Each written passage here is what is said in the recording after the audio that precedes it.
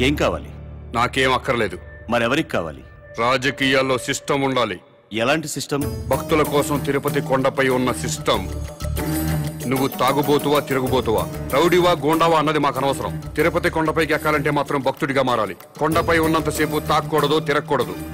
ఎలాంటి తప్పుడు పనులు చేయకుండా భక్తితో ఉంటూ భక్తుడిలాగా కొండ దిగిపోవాలి. కొండ దిగాక మీ ఇష్టం. ఆ సిస్టమ్ ప్రజలంతా ఫాలో అవుతున్నారు కాబట్టి తిరుమల కొండని 100 సంవత్సరాల నుంచి పవిత్రంగా ఉంచుతున్నారు. అలాంటి సిస్టమ్ రాజకీయాల్లో లేదు. రౌడీలు, గూండాలు, భూకబ్జాదారులు, ఫ్యాక్షనిస్టులు, అవినీతి పరులు రాజకీయాల్లోకి వచ్చేస్తున్నారు. రాజకీయాల్లోకి వచ్చాక కూడా గూండాల్లా ప్రవర్తిస్తున్నారు. ఫ్యాక్షనిజం వదలలేదు, భూకబ్జాలు మానలేదు, అవినీతి పనులు చేస్తూనే ఉన్నారు. దాని మూలంగా సొసైటీ మొత్తం నాశనం అయిపోయింది. డబ్బులు పెట్టుబడి పెట్టాల్సింది వ్యాపారంలో కానీ రాజకీయాల్లో కాదండి. ప్రజాసేవ చేయడానికి డబ్బులు ఖర్చు పెట్టుకుని ఓట్లు కొనాలండి? ప్రజలతో బ్రాందీలు, విస్కీలు తాగించాలండి? ఎలక్షన్లో డబ్బు సారా ఖర్చు పెట్టకుండా నిజాయితీగా కేవలం ప్రజల ప్రేమతో గెలిచి ఎమ్మెల్యే అయిన వాళ్ళ పేర్లు ముచ్చటగా 3 పేర్లు చెప్పగలరా?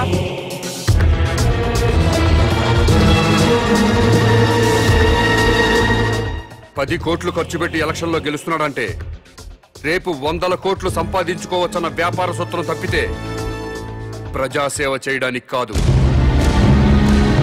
అందుకే రాజకీయాల్లో సిస్టమ్ ఉండాలి. ఎలాంటి సిస్టమ్ ఉంటే రాజకీయాలు బాగుపడతాయో నువ్వే చెప్పు. ఎలక్షన్లో ఎమ్మెల్యేగాను, ఎంపీగాను నిలబడ్డవాడు ఎలక్షన్ కమిషన్ ఆధ్వర్యంలో రాష్ట్ర రాజధానిలోనే ఉండాలి. నామినేషన్లు వేశాక ఓట్లు అడగడానికి ప్రజల మధ్యకి వెళ్ళడానికి వీల్లేదు. ఇంటింటికి తిరగడానికి వీల్లేదు. పాదయాత్రలు, ఊరేగింపులు ఉండడానికి వీల్లేదు. మీటింగులు, స్పీచులు ఇవ్వడానికి వీల్లేదు. పార్టీ జెండాలు పట్టుకుని ఏ పార్టీ కార్యకర్త ప్రచారం చేయడానికి వీల్లేదు. ఎలక్షన్లో నిలబడ్డ పార్టీల గురించి, పార్టీ అభ్యర్థుల గురించి టీవీల ద్వారా, పత్రికల ద్వారా ప్రజలకు ఎలక్షన్ కమిషనే తెలియజేయాలి. అది చూసి జనం వాళ్ళకి నచ్చిన వాళ్ళకే ఓట్లేసుకుంటారు. మేము ప్రజల్లోకి వెళ్ళకపోతే మా పార్టీ సిద్ధాంతాలు ఓటర్లకు ఎలా తెలుస్తాయా? పాదయాత్రలు చేసుకుంటూ ఇల్లు తిరిగి ప్రచారాలు చేసుకోకపోతే మా పథకాలు, మా వాగ్దానాలు ప్రజల్లోకి ఎలా చొచ్చుకుపోతాయని. ఊరేగింపులు లేకుండా, మీటింగ్లు లేకుండా, కార్యకర్తలు జెండాలు పట్టుకోకుండా ఎలక్షన్ ఎలా చేస్తామండి? అసలు మేమే ఎమ్మెల్యే అభ్యర్థులమని జనానికి ఎలా తెలుస్తుంది? మీరు ఇల్లు తిరిగి ప్రచారం చేయకపోతే మీ పార్టీ సిద్ధాంతాలు ప్రజలకు తెలియవా? తెలీదు. ప్రభుత్వ ఆరోగ్యశ్రీ పథకం పెట్టింది. వైఎస్ఆర్ గారు ఇల్లు తిరిగి ప్రచారం చేశారు. ఆరోగ్యశ్రీ పథకం పెట్టామని టీవీల్లోనూ పత్రికల్లోనేగా ప్రకటించింది. ప్రజలందరికీ తెలియలేదా? ఆసుపత్రికి వచ్చి వైద్యం చేయించుకోవడం లేదా? ఎన్టీ రామారావు గారు 2 రూపాయలకే కిలో బియ్యం పథకం ప్రవేశపెట్టారు. 2 రూపాయలకే కిలో బియ్యం ఇస్తున్నామని ఇల్లు తిరిగి ప్రచారం చేశారా? పత్రికల్లోనేగా ప్రకటించారు. రాష్ట్రం మొత్తం తెలియలేదా? ప్రభుత్వ పథకాలన్నీ టీవీలు, పత్రికల ద్వారా ప్రజలకు తెలియంగా లేంది మీరే ఎలక్షన్లో నిలబడ్డ అభ్యర్థులని ప్రజలకి తెలియదా? ఆ సంగతి మీకు తెలియదా? తెలుసు. అయినా మీరు ఎలక్షన్లో జనం మీద పడతారు. ఎందుకంటే ఓట్ల కోసం డబ్బులు పంచాలి. జనానికి కులం పిచ్చి, మతం పిచ్చి ఎక్కించాలి. మీకు ఓట్లేరు అన్న వాళ్ళపై పోలీసు కేసు పెట్టి వేధించాలి. హత్య రాజకీయాలు చేయాలి. ప్రాణాలు తీయకుండా ప్రజాస్వామ్యాన్ని ఎన్నాళ్ళు హత్య చేస్తారు? ఆ హత్యల్లో ఎన్నాళ్ళు ప్రజల్ని భాగస్వాములను చేస్తారు? నోటి మాటతో వేయాల్సిన ఓటుకి 1000 కోట్లు ఎందుకు ఖర్చు పెడుతున్నారు? గెలిచాక మళ్ళీ 1000 కోట్లు ఎందుకు సంపాదిస్తున్నారు? ఈ మోసం జరగకుండా ఉండాలంటే నేను చెప్పిన సిస్టమ్ పెట్టి తీరాల్సిందే. భారతదేశం బాగుపడాల్సిందే. లేదా ప్రతిపక్ష లీడర్ కిడ్నాప్ అయినట్టు ముఖ్యమంత్రి కిడ్నాప్ అవుతాడు.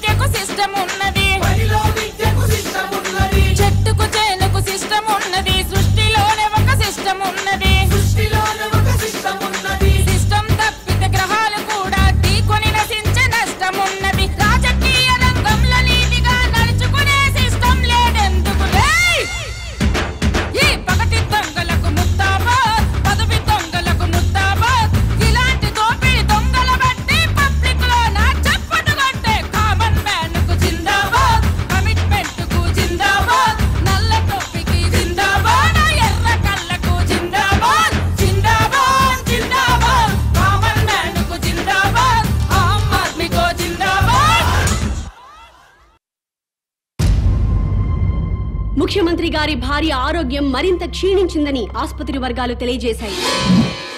ఆక్సిజన్తో ఊపిరి తీసుకుంటున్న ముఖ్యమంత్రి సతీమణి కోమాలోకి వెళ్లే ప్రమాదం ఉందని డాక్టర్లు చెప్తున్నారు.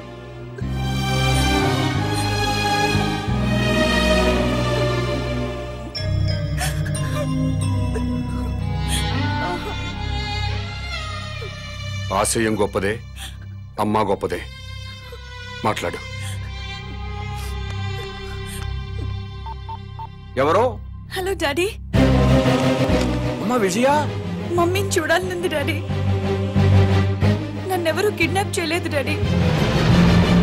కామన్ మ్యాన్ నా ఫ్రెండే. కామన్ మ్యాన్ అసలు పేరు మహేష్ డాడీ. తన కాలేజ్ లెక్చరర్. అతని భార్య నా ఫ్రెండ్ డాడీ.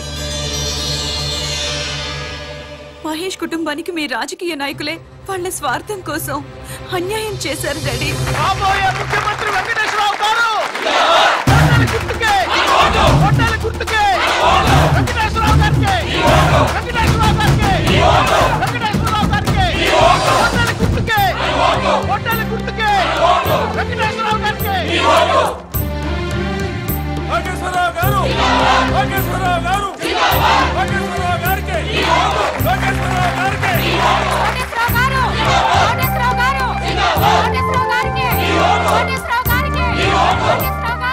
మీ ఓటు ఎవరికండి? మేము ఎవరికి ఓటు వేయమండి. అదేంటండి? ఎవడొచ్చినా ఏం మిగుతాడండి? ఈ ఎలక్షన్స్ 3 రోజుల ముందు తిరుపతి వెళ్తాం. ఈ ఎలక్షన్స్ అయ్యేంత వరకు అక్కడే ఉండి తిరిగి వచ్చాక సీఎం ఎవరెవరో టీవీలో చూస్తాం. ఆకలిస్తే భోజనం చేసి పడుకుంటాం. మీ అందరికీ తెలిసిన విషయమే. నేను ఈ ఎలక్షన్ లో ఎమ్మెల్యేగా నిలబడుతున్నా. కానీ మా పార్టీలోనే కొంతమంది అసమ్మతి గ్రూపుగా చేరి నా మీద దుష్ప్రచారం చేస్తున్నారు, నన్ను ఓడించాలి అని. ఏమండే, మీరందరూ నాకు అమ్మలు, అక్కలు, నాన్నలు, బావలు, తమ్ముళ్ళు ఎంతమంది ఉన్నారు. మీ అందరి ఆశీర్వాదం నాకు ఉండగా నేను ఎక్కడ ఓడిపోతానండి? గెలుస్తున్నా, ఎమ్మెల్యే అవుతున్నా, ముఖ్యమంత్రి అవుతున్నా. ఎవరు ఎన్ని కబుర్లు చెప్పినా ఎవడి కులాన్ని వాడు పోగొట్టుకోడు. నేను మీ అందరికీ చెప్పేది ఏంటంటే, ఇన్నాళ్లకి మన కులానికి ఒక అవకాశం వచ్చింది. మీ కులం వాడిని నేను నిలబడ్డాను. మీరంతా ఒక కట్టుబాటులో ఉండి ఒక మాట మీద నిలబడి మన కులం వాళ్ళందరినీ ఓట్లేసి గెలిపిస్తే మనోడు ముఖ్యమంత్రి అవుతాడు. దయచేసి ఆలోచించండి. మీ ఓటు ఈయనకేనండి? అవునండి, నాదండి, మా చెల్లిదండి, మా ఆవిడదండి, హోల్ ఫ్యామిలీ అంతా ఆయనకేనండి. మంచోడండి? మా క్యాస్టోడండి. మీ క్యాస్టోడని ఓటేస్తావా, మంచోడని ఓటేస్తావా? మంచోడో, చెడ్డోడో, దొంగోడో, బెవర్సోడో, బిలిపిత్రోడు మాకెందుకండి అవన్నీ? ఆడు మా క్యాస్టోడు, మేము ఆడికే ఓటేస్తాం. నన్ను ఎమ్మెల్యేగా గెలిపించారంటే మీరు బ్యాంకులో తీసుకున్న రుణాలే కొట్టచ్చు. లైఫ్ లో కరెంటు బిల్లు కట్టక్కర్లేదు, వాటర్ బిల్లు కట్టక్కర్లేదు, బస్ ఎక్కినా, రైలు ఎక్కినా, ఆఖరికి విమానం ఎక్కినా టికెట్ కొనక్కర్లేదు. ఏ షాపింగ్ వెళ్ళి షాపింగ్ చేసినా సరే బిల్లు కట్టక్కర్లేదు. ఆల్ ఫ్రీ అన్నమాట. ఆల్ ఫ్రీ కావాలంటే నాకు కోటేశ్వరరావుకే మీ ఓటేయండి, నాకే మీ ఓటేయండి, నన్నే గెలిపించండి. చప్పట్లు కొడుతున్నాను కదా అని ఆయనకి ఓటేస్తాను అనుకుంటున్నారా? మరి ఎవరికేస్తారు? ఎవరికైనా వేయాలంటే ఓటు ఉండాలి కదా. అదేంటి మీకు ఓట్లేదా? రాయించుకుంటేనే కదా ఓటు ఉండడానికి. అదేంటండి? ఎలక్షన్ టైం వస్తే చాలు ప్రతి ఓడు ఇంటికి రావడం, తలుపులు కొట్టడం, దండాలు పెట్టడం, మాకే ఓటేయండి అని అడగడం, ఆ తర్వాత మేము క్యూలో నిల్చోవడం, ఓటేయడం, ఇవన్నీ మాకు ఎందుకండి? ఎలక్షన్ రోజు హ్యాపీగా సెలవిస్తారు కాబట్టి ఇంట్లో హాయిగా పడుకోవచ్చు. మాకు ఓటు లేదు కాబట్టి ఎవరు మమ్మల్ని వచ్చి డిస్టర్బ్ చేయరు.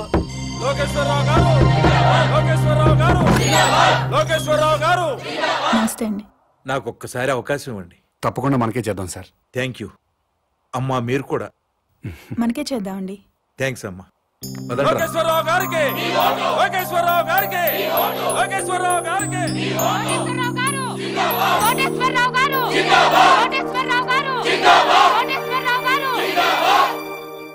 నాకు ఒక్క అవకాశం ఇవ్వండి సార్, ప్లీజ్. తప్పకుండా మనకే చేద్దాం సార్. థ్యాంక్స్ అమ్మా. మీరు కూడా తప్పకుండా చేద్దామండి. థ్యాంక్స్ అమ్మా.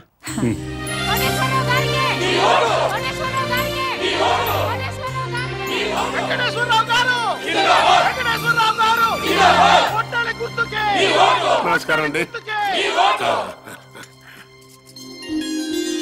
మా వారిని తప్పకుండా గెలిపించాలమ్మా. నమస్కారం పెట్టు. నమస్కారం అండి. నమస్కారం. నమస్కారం అమ్మా. నమస్కారం. బాబా ఈ ఒక్కసారికి నాకు ఓటేశారనుకోండి, నేను ముఖ్యమంత్రిని అయిపోతా. అయ్యో, తప్పకుండా మనకే చేద్దాం సార్. అమ్మ మీరు కూడా ఈ ఒక్కసారికి నాకు ఓటేసేయండి. తప్పకుండా చేద్దామండి. అలాగే ఆడవాళ్ళు మాటిస్తే ఖాయమైపోయినట్టే.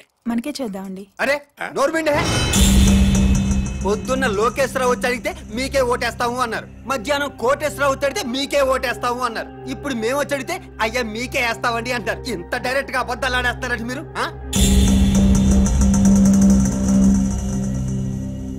అంటే ఏదో మొహమాట పడి అట్ట చెప్పుంటారులేరా. మనకే అలాగే మొహమాట పడి చెప్పుంటారు. చచ్చిపోతాం, ఎవడికెవడ ఓటేస్తాడో తెలియట్లేదు. ప్రతి వాడు మీకే ఓటేస్తాం మీకే ఓటేస్తాం అంటున్నారు. ఇదిగో డైరెక్ట్ గా వచ్చేద్దాం. ఓటుకి ఎంత తీసుకుంటారో చెప్పండి. మాకు అవసరం లేదు.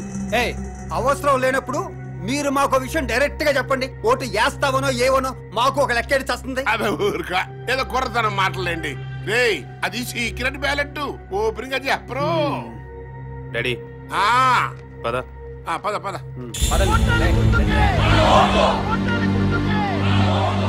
డాడీ ఈ పాదయాత్రలు బెగ్గింగ్లు వేస్ట్ డాడీ. 50,000 ఓట్లు సాలిడ్ గా కొనేద్దాం.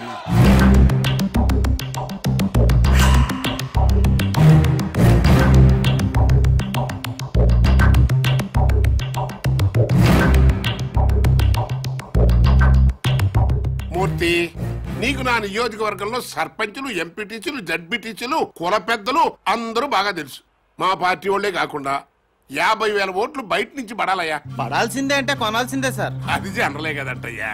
మనలో మన మాట ఓటు ఎంత కొనిపిస్తా? ఓటుకు 1000 అయితే రెండో మాట లేకుండా అమ్ముడుపోతారు సార్. మందు మందేనా అన్ని అందులోనేనా? మందుకి వేరే ఇచ్చుకోవాలి సార్.